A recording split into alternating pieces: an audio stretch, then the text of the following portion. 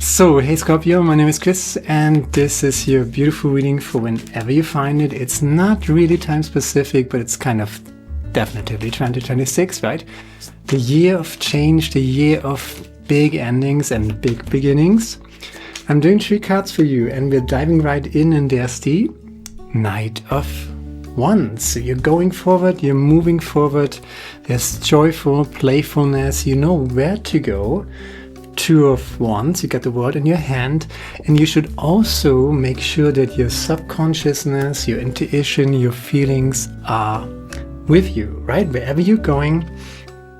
There's the Page of Wands, Queen of Wands. I'm going to take both of these as kind of the bottom of the deck. So even if I said just 3 cards, but we already got 5. So, you know, it is just Wands energy, a lot of Wands energy. Let's just unpack this, right? So where do you want to go next? That's the big question. You're standing on your tower, you're overlooking the landscape, and it's time for a new big fat chapter of your life, right? So you get the world in your hand, you learn something from the old developmental cycle, last 9 or 10 years, think about that. Might have been pretty hard for decent human beings, so if you're resonating with this channel, you're most likely an empath, right? And for empathic, decent people, the last 9, 10 years haven't exactly been a walk in the park.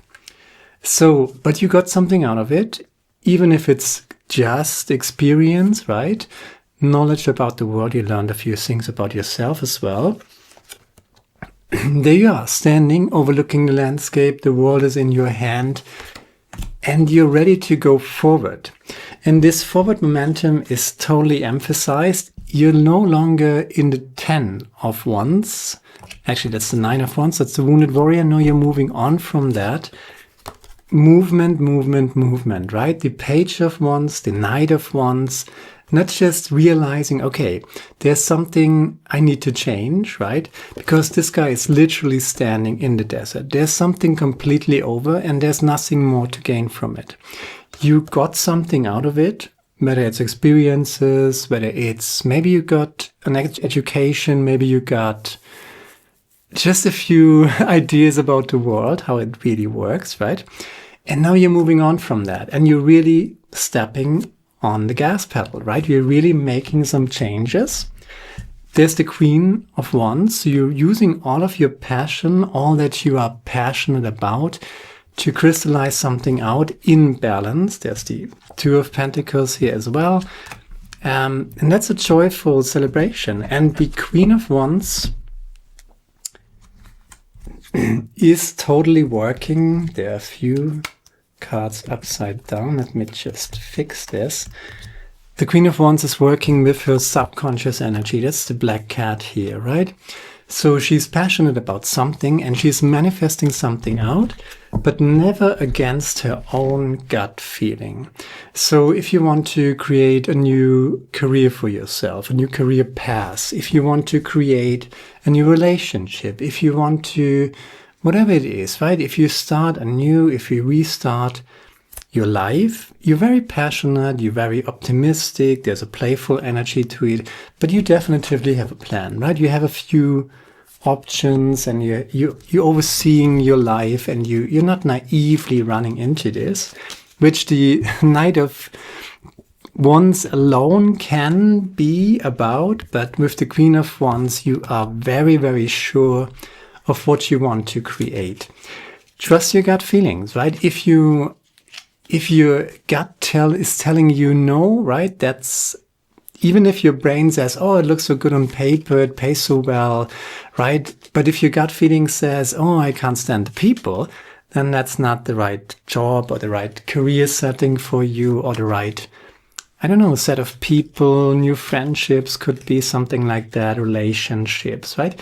If your gut feeling tells you there's something off, you absolutely listen to that, because the Queen of Wands, as I said, is subconscious manifestation through passion, super emphasized by the Moon card. So the Moon card, your subconscious frequency, your gut feelings, have the last word. Don't overrule this with your brain. There's not one sword inside, right? No swords energy here, just intuition and passion. And there she is again. And she is kind of overriding, you know, there's the Knight of Wands. Yeah, I want to do this. Let's just do it. Let's just sign the contract. Let's just jump in, right? Yeah. And this energy, playful energy, right? You're super fiery, enthusiastic, and you want to start something. There is that Queen of Wands energy, again, coming to the Knight, which is super playful and enthusiastic and a little naive, right? As I said, reminding your passion that, you know, what does your gut feeling say? Are you sure we want to do this? Does that feel right? Not just being super enthusiastic, jumping into the next thing, but does it feel right? There's the Queen of Wands 2 times now. There's the Queen of Cups. So your feelings, your emotions, your intuition, everything moonish, subconscious frequencies, right? And then you're planting your seeds. There's the Ace of Wands. So as if we didn't have enough Wands energy in this reading already. So passion, enthusiasm, yay, it's sun is shining, right? It's getting summer here, right? So you really want to start this new chapter of your life. That's a message for someone out there. Be someone's Jim Hutton, whatever, right? Be aware between the difference between a reaction and a response. So a reaction would be kind of his thing, right? Yeah, being super enthusiastic. Oh, it looks so good. It feels so good. Let's just do it, right? That's a reaction, right? Kind of a trigger. Everything looks good. There's some free cake. There's, I don't know, whatever, right? And you just jump for it because you're in the moment and you're reacting to it. But she is clarifying this kind of little naive energy of the Knight of Wands, reminding the Knight, reminding your enthusiasm, hey, take a step back, don't sign the contract right now, don't make any commitments, don't say yes too early, whether it's a relationship, whether it's friendship, whether it's a career move or something like that. Even if it feels good or looks good on the surface, even if you're super enthusiastic about it, do not instantly jump in, create a gap between the actual decision and your first trigger, I would say, your first impression. Don't react to it, respond to it. And in order to respond to it, you need to take a step back, sleep over it, right? Make a meditation over it, do some breath work, come back, connect to your subconsciousness, right?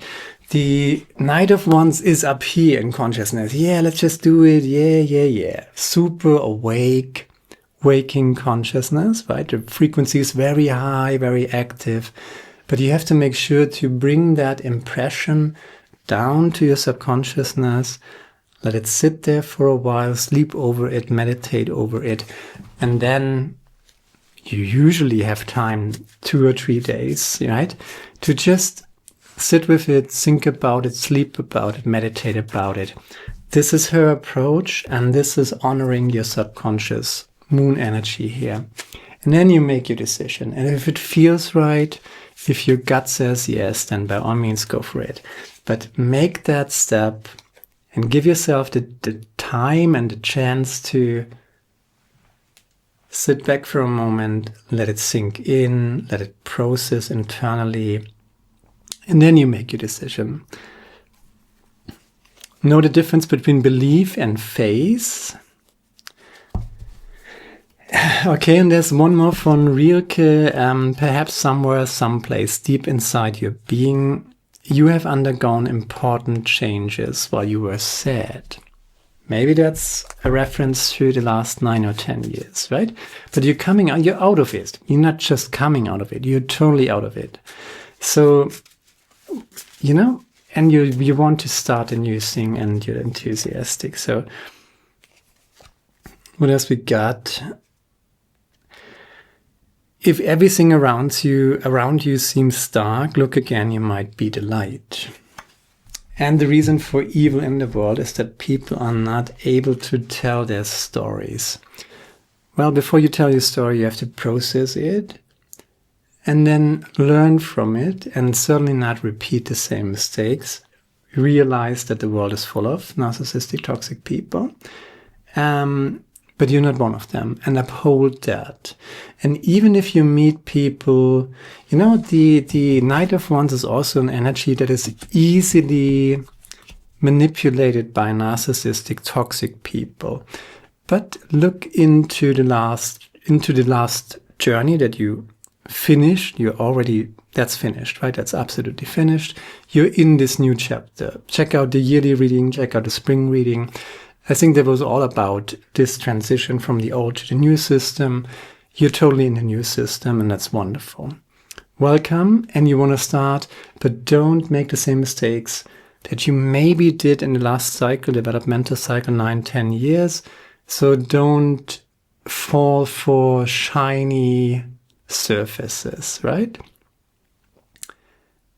What looks good on paper, what looks good in a first smile, the first impression of a person.